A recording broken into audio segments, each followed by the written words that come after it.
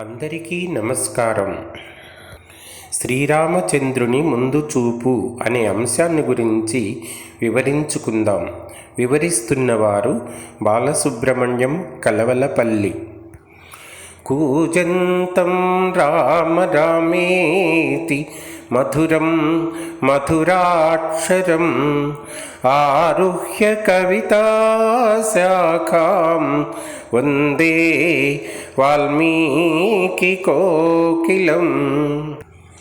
రావణ వధానంతరం శ్రీరామచంద్రుడు అయోధ్య నగరాన్ని గురించి ఆలోచించడం మొదలుపెట్టాడు. ఆ తరువాత హనుమంతుణ్ణి పిలిచి, హనుమా, నీవు వెళ్ళి అయోధ్యలో రాచనగరిలో మా తల్లులు మున్నగు వారందరి క్షేమం తెలుసుకో. నా మాట ప్రకారం నీవు శృంగిబేరపురానికి వెళ్ళి అక్కడ నిషాదరాజగు గుహుణ్ణి చూచి అతనికి నా క్షేమ సమాచారం చెప్పు.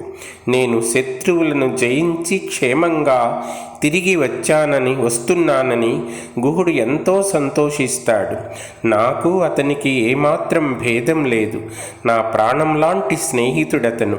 అంతేగాక ఆ బోయరాజు గుహుడు అయోధ్యకు వెళ్ళే మార్గాన్ని గురించి, భరతుని వృత్తాంతం గురించి నీకు సంతోషంగా చెప్తాడు. నీవు భరతుణ్ణి కలుసుకొని నా క్షేమం తెలియచేయి. నేను వనవాస వ్రతం నెరవేర్చి సీతా లక్ష్మణ సహితంగా క్షేమంగా తిరిగి వస్తున్నానని అతనికి చెప్పు. హనుమా, సీతను రావణాసురుడు అపహరించుకొని పోయిన విషయం, నేను సుగ్రీవుడితో సఖ్యం చేసి వాలిని వధించి సీతాదేవి జాడ తెలుసుకొని వానర సహాయంతో సముద్రంపై సేతువు నిర్మించి లంకకు వెళ్ళి రావణాసురుని సంహరించిన విషయం, బ్రహ్మ దేవేంద్రుడు నాకు వరాలు ఇచ్చిన సంగతి, శివుని అనుగ్రహంతో నేను నాన్నను దర్శించిన విషయం, రాక్షసరాజైన విభీషణుడు వానరరాజైన సుగ్రీవుడితో కలిసి నేను వస్తున్న విషయం, ఇదంతా భరతునికి చెప్పు. ఈ వృత్తాంతం వినేటప్పుడు భరతుని ముఖ కవళికలను జాగ్రత్తగా గమనించు. నా విషయంలో అతని అభిప్రాయం ఎలాంటిదో తెలుసుకో. నీవు జాగ్రత్తగా ఆ విషయం గ్రహించి నాకు తిరిగి చెప్పాలి. రాముడు శత్రువులను జయించి కీర్తిశాలి అయి సమస్త అర్థాలను పొందినవాడై మహాబలవంతులైన స్నేహితులతో కలిసి వస్తున్నాడని భరతునితో చెప్పు. ఈ మాటలన్నీ విన్నప్పుడు భరతుని ముఖంలో కలిగే మార్పులను జాగ్రత్తగా గమనించి నాకు తిరిగి వచ్చి చెప్పు. అతని మాటలు ఎలా ఉంటాయో వాటన్నిటిని బట్టి మనం ఊహించుకోవచ్చు. ఆ వృత్తాంతాలన్నీ తెలుసుకొని నాకు తీసుకొచ్చి చెప్పు. సమస్త లోకాలలోనూ చతురంగ బలాలతో సమృద్ధమైన కులక్రమాగతమైన రాజ్యాన్ని అనుభవిస్తున్నప్పుడు ఎంత ధర్మాత్ముడైనా కూడా దానిని విడిచిపెట్టడం కష్టం. భరతుడు బహుకాలంగా అనుభవిస్తూ ఉన్నందున తానే రాజ్యం అపేక్షిస్తే ఏమాత్రం సంకోచించక సమస్త భూమండలాన్ని అతన్నే పాలించనివ్వు.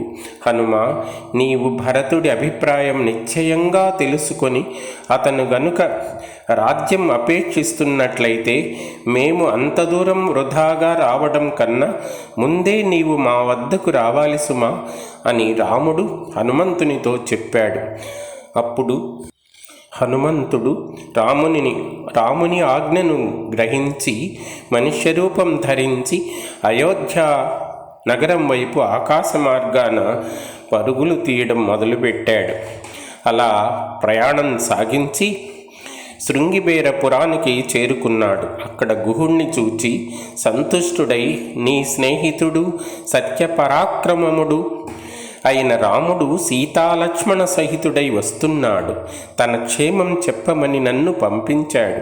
రాముడు భరద్వాజ మహర్షి ఆజ్ఞ ప్రకారం ఈ పంచమీ తిథి రాత్రియందు ఆ ఆశ్రమంలో గడిపి రేపు సూర్యోదయాన్నే ఆయన అనుజ్ఞ పొంది బయలుదేరి రాగలడు. త్వరలోనే నీవు ఆయనను చూస్తావు అని గుహిడితో చెప్పి ఆ తర్వాత హనుమంతుడు భరతుడు ఉన్న నంది గ్రామం వైపు పయనించాడు. అలా ఆ కపిశ్రేష్ఠుడు వేగంగా బహుదూరం వెళ్ళి నందిగ్రామం సమీపాన పుష్పించిన అనేక వృక్షాలను చూశాడు. ఆ వృక్షాలు స్త్రీలను వృద్ధులనే కాక అందరినీ ఆనందపరుస్తూ ఉన్నాయి. స్త్రీలు పుత్రులతోనూ వృద్ధులతోనూ అక్కడ క్రీడిస్తూ ఉన్నారు. మరిన్ని దేవేంద్ర నందనవనంలోనూ కుబేరుడి చైత్రరథ వనంలోనూ గల వృక్షాల్లాగా అక్కడి వృక్షాలు అలరారుతూ ఉన్నాయి. అయోధ్య నగరానికి 2 గడియల కాలంలో వెళ్ళగల దూరంలో ఉన్న ఆశ్రమంలో నివసిస్తూ ఉన్న వల్కలాలు ధరించిన ఉత్తరీయంగా ధరించినవాడు, కృష్ణాజినం కట్టు వస్త్రాలు ఉత్తరీయం ధరించినవాడు అయిన ఆ భరతుణ్ణి చూచాడు హనుమంతుడు. 14 సంవత్సరాలు పూర్తి అయినా ఇంకా రాముడు రాలేదే అని ఆతృతతో దుఃఖంతో కృశించి దీనుడై ఉన్నవాడైన భరతుణ్ణి హనుమంతుడు చూశాడు. భరతుడు పెద్ద జడలు ధరించి ఉన్నాడు. దేహానికి సంస్కారం లేదు. శరీరమంతా మురికిగా ఉంది. కందమూల ఫలాలే ఆహారంగా స్వీకరిస్తున్నాడు. జితేంద్రియుడు, తపస్సంపన్నుడు, పరమ ధార్మికుడు, నియమయుక్తుడు, ఆత్మానుసంధాన పరాయణుడు, బ్రహ్మర్షిలా తేజరిల్లుతూ ఉన్నవాడు, రాముడిచ్చిన పాదుకలను పురస్కరించుకొని ధరణిని పరిపాలిస్తున్నవాడు, చాతుర్వర్ణాల వారికి ఏ భయం రాకుండా రక్షిస్తున్నవాడు, కాషాయ వస్త్రాలు దాల్చినవాడు, పరిశుద్ధులైన మంత్రులు, పురోహితులు, సేనాధ్యక్షులు కొలుస్తూ ఉండగా, నిండు సభలో ఉండగా ఆ భరతుణ్ణి హనుమంతుడు దర్శించాడు. రాజపుత్రుడైన భరతుడు నారచీరలు, కృష్ణాజనం ధరించి ఉండగా మంత్రులు, పౌరులు కూడా భరతునిలాగే మంచి వస్త్రాలు కట్టుకోకుండా కాషాయ వస్త్రాలు ధరించి సమస్త భోగాలు అనుభవించకుండా ఉన్నారు. ఆ వాయునందనుడు సమస్త ధర్మాలు తెలిసినవాడు కావడం వల్ల మూర్తీభవించిన 2వ ధర్మదేవతలా ఉన్న భరతుని చూచి చేతులు జోడించి ఇలా పలికాడు. దండకారణ్యంలో వల్కలాలు కట్టుకొని జటాధారి అయి ఉన్న ఎవరిని గురించి నీవు దుఃఖిస్తున్నావో ఆ శ్రీరాముడు తన క్షేమాన్ని నీకు చెప్పడానికై నన్నిక్కడకు పంపించాడు. రాజా, నీకు ప్రియవార్త చెప్తాను. అది వింటే నీవు ఈ భయంకరమైన దుఃఖాన్నంతా వదిలిపెడతావు. ఈ ముహూర్తంలోనే నీవు నీ అన్నయైన రాముణ్ణి కూడి సుఖించగలవు.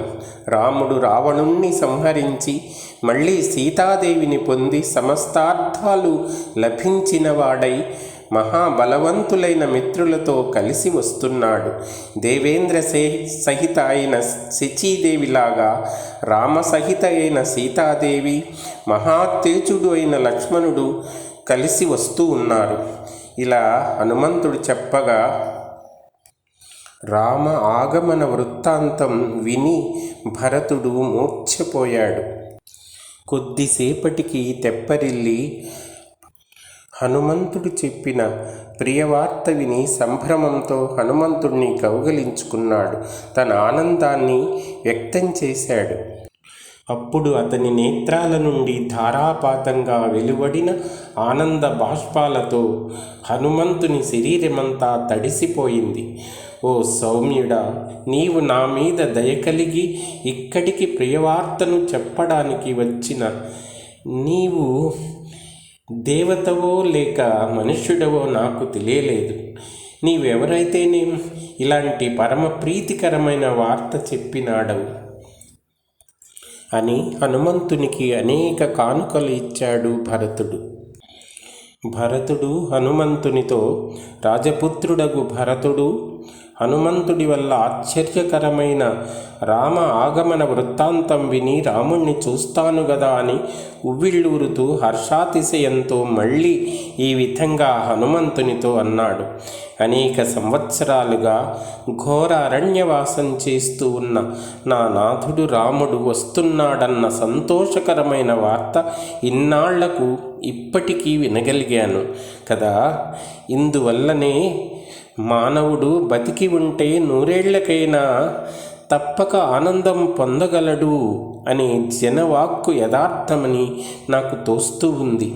అది సరే, రాముడికి వానరులకు ఎప్పుడు సమాగమం కలిగింది, ఎక్కడ ఎందుకు కలిగింది అని అడుగుతున్నాను, నాకు యథార్థం చెప్పు అని భరతుడు హనుమంతుణ్ణి అడిగాడు. అలా అడిగి ఒక ఋష్యాసనంపై హనుమంతుణ్ణి కూర్చోబెట్టాడు. అప్పుడు హనుమంతుడు అరణ్యంలో జరిగిన రాముని చరిత్ర యావత్తూ భరతునికి వినిపించాడు.